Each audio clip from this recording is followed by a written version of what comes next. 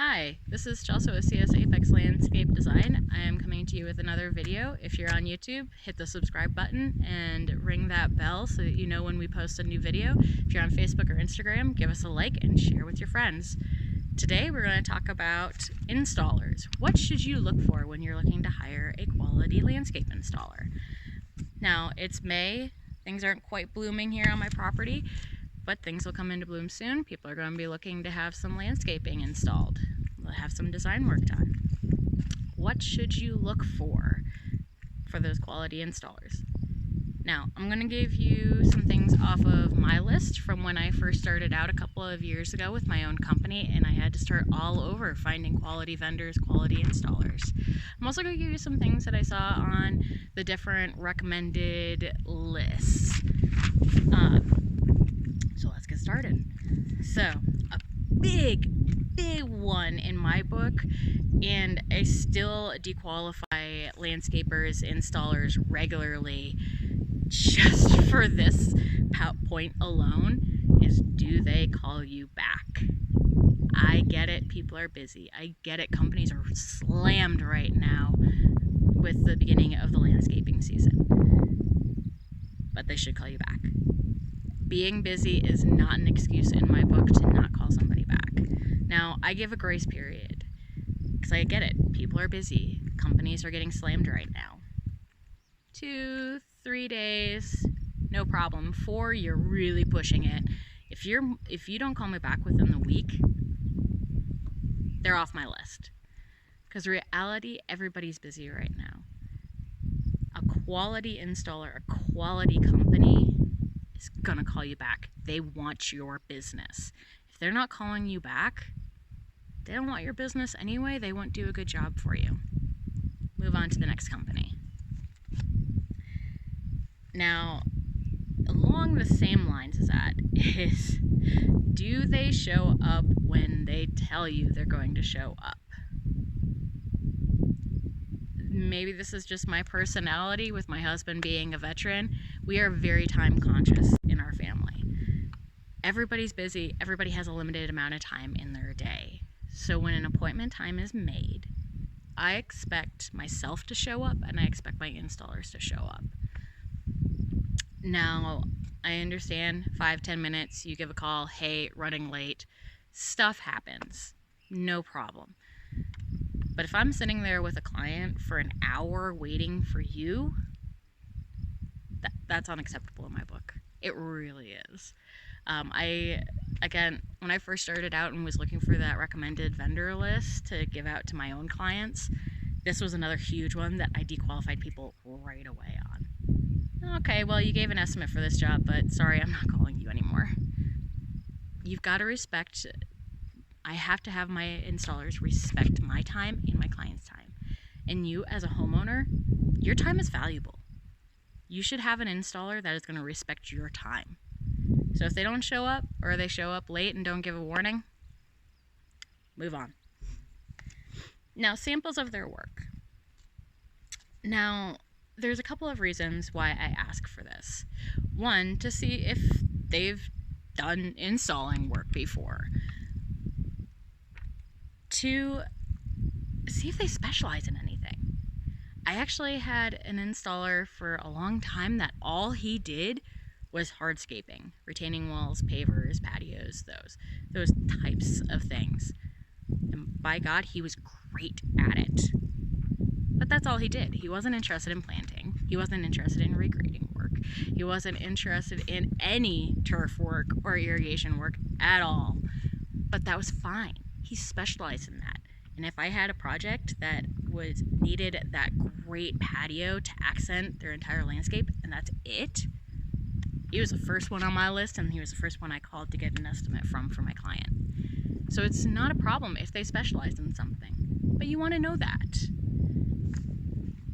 Now, this one gets a little tricky. How long have they been in business?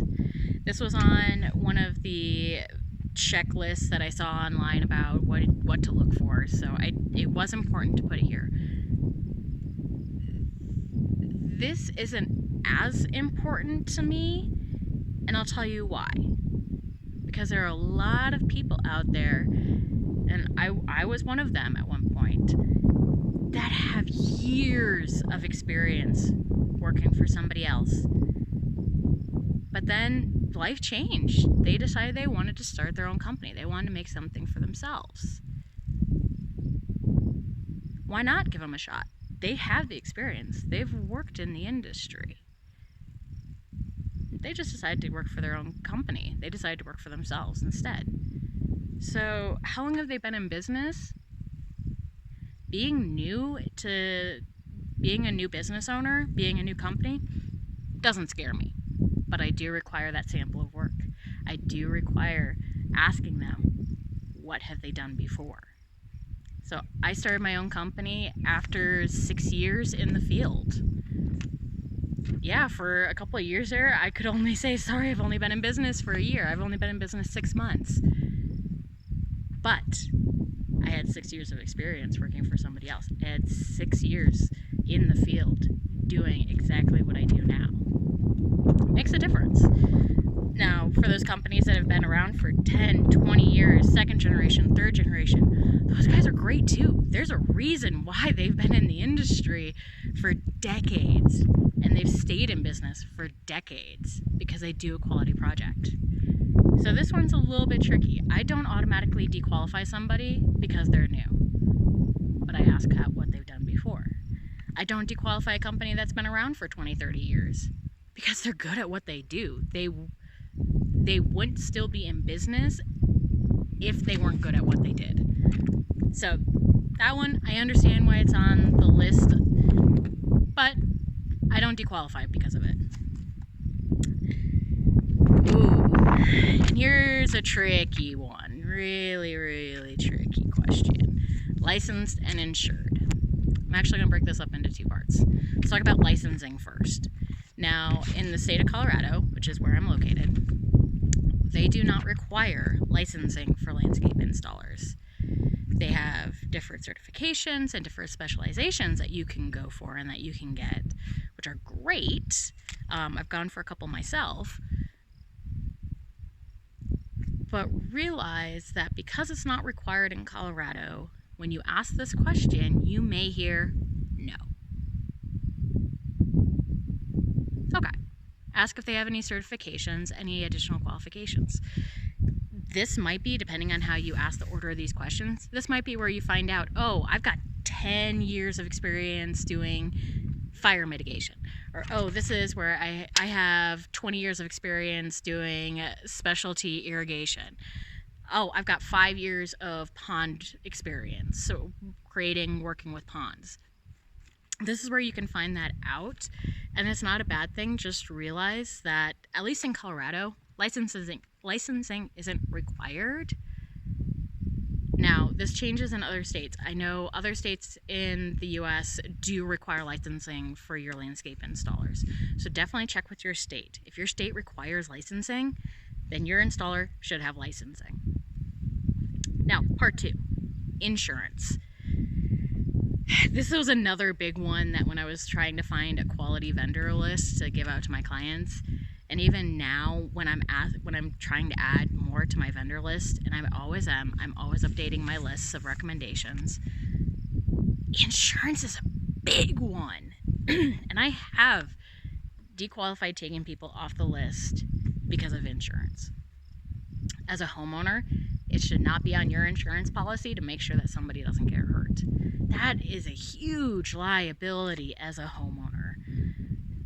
We've heard the nightmare stories of this. So please be careful.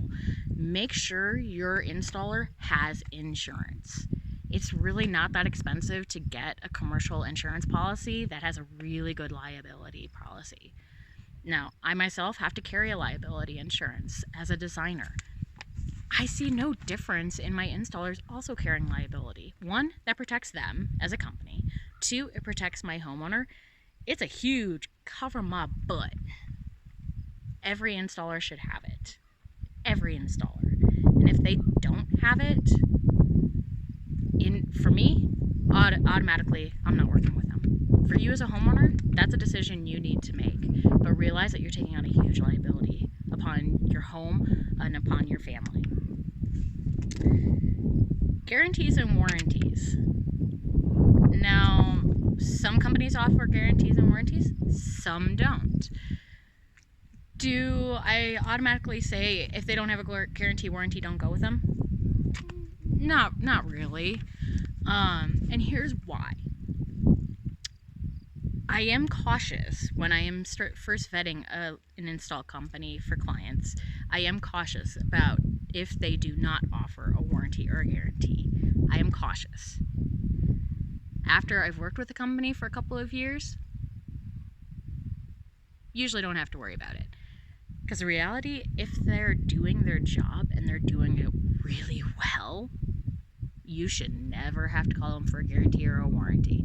But that's the point. Just like in your automobile, you have guarantees and warranties, and you hope you never have to call it in.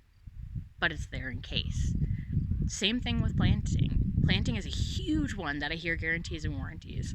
Most garden centers, if they're going out and planting trees, shrubs, etc., they're offering a guarantee. They're offering warranties. So as an installer, should they? In theory, yes. Are they required to? No. Do I automatically disqualify them if they don't? No. But I will tell you, I did have a company that passed every other test, every other question I had. I put them on my recommended list. To be honest, they went off that second year because I did not honor their work. Honoring their work and guarantees and warranties sound the same, but they are very different. If it's them slipping up, you want to make sure that installer is going to take care of you. If, unfortunately, not every plant is made the same. Unfortunately, we do have some casualty rates. It's not a very high percentage, but it happens. Now, that's where it gets tricky, that sometimes it's just an act of God. We had a storm here in Colorado on May 21st one year. To be honest, that May 21st storm, that's 10 days after our predicted last frost. Our season was pretty ramshackle for the rest of the year because of that storm. Now, do I put that on an installer? No, that's an act of God. Oops, Mother Nature decided to have a mind of her own. I don't put that on my installers. And I don't expect you to put it on an installer either.